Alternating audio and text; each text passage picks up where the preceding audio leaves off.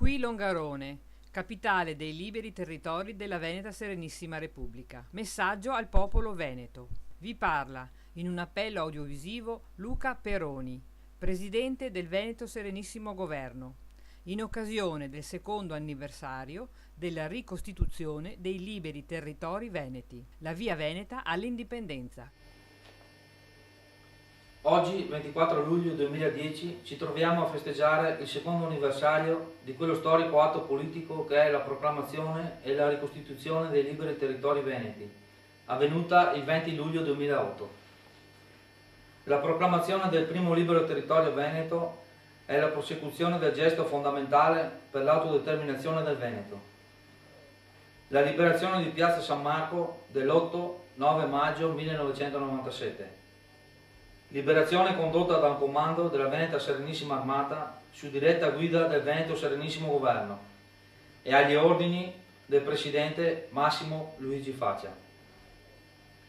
I liberi territori veneti sono stati costituiti a fronte delle continue violazioni dei trattati internazionali da parte dell'occupante italiano. Armistizio di Cormos, Convenzione per la Venezia e Pace di Vienna del 1866.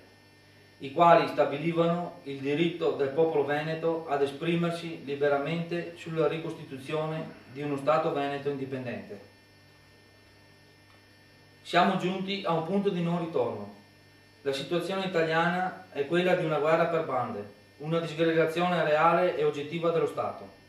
Nessuno, dal potere esecutivo al potere legislativo fino a quello giudiziario, è più in grado di controllare la situazione. Ci si sta avvicinando sempre più allo sfaldamento dello Stato italiano.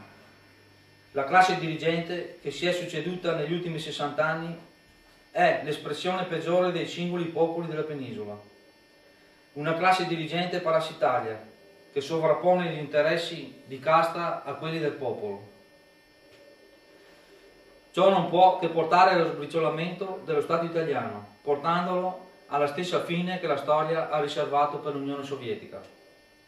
Noi, come Veneto Serenissimo Governo, facciamo appello a tutto il popolo veneto per unirsi, costruire e predisporre tutti gli strumenti atti a conseguire l'indipendenza, unica meta per ogni patriota veneto che ama il proprio popolo e la propria terra. Non ci stancheremo mai di sottolineare in ogni momento del nostro impegno per la causa veneta che il nascere di un territorio non significa amarlo.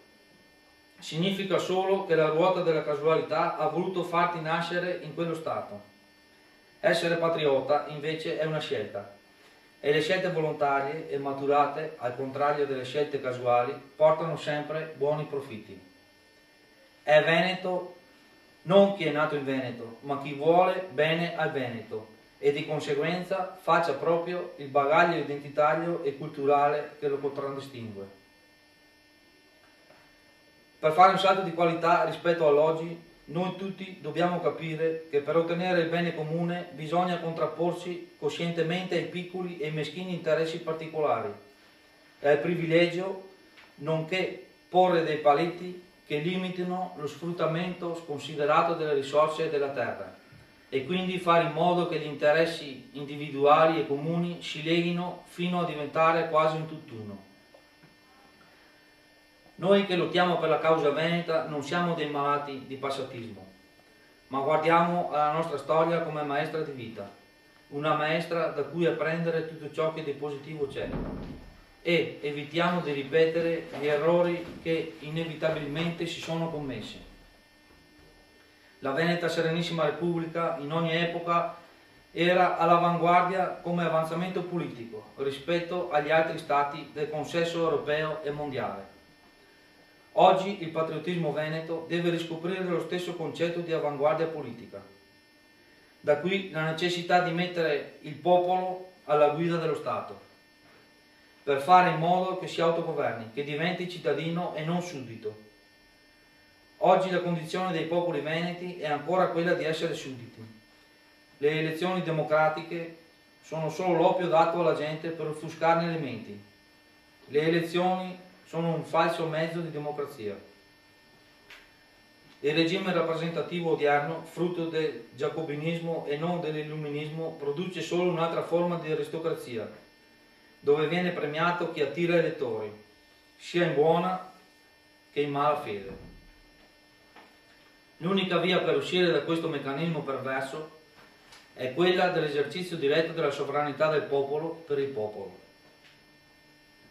La nostra strada per la rinata Veneta Serenissima Repubblica è quella dell'autogestione, la quale è la via per la costruzione di una società diversa, in cui la responsabilità del lavoro e dei risultati deve essere di tutti e per tutti. L'accumulo non deve essere alla base della vita del lavoratore, né lo sfruttamento dell'uomo sull'uomo, ma bisogna lavorare contro la fine del mondo, l'apocalisse in cui l'attuale situazione economica ci sta portando. Il tutti contro tutti solo per il profitto e per far fruttare il proprio orticello di privilegi deve essere il triste ricordo del passato. La vita armonica per una libertà reale di tutti gli esseri del creato deve diventare il presente, altrimenti il futuro sarà offuscato da ombre di morte. Invitiamo quindi tutte le forze patriottiche e i singoli patrioti affinché superino le annose e gravose divisioni per raggiungere lo storico obiettivo di ricostituire la Veneta Serenissima Repubblica, uno Stato che non sia l'Italia in piccolo, ma che sia una tappa per il raggiungimento di un nuovo stadio di sviluppo, della convivenza umana, una convivenza armonica e felice. Ci appelliamo perché le forze militari, i carabinieri e tutte le forze di sicurezza mantengano la calma e l'ordine durante i passaggi di poteri tra lo Stato italiano e le istituzioni della Veneta Serenissima Repubblica. Chiediamo a tutte le forze armate degli altri paesi presenti sul suolo veneto di non interferire in questa delicata fase politico-diplomatica. Nel contempo domandiamo a tutti i popoli della penisola italiana di allacciare relazioni politiche, diplomatiche e culturali con il Veneto Serenissimo Governo, nel rispetto degli interessi reciproci.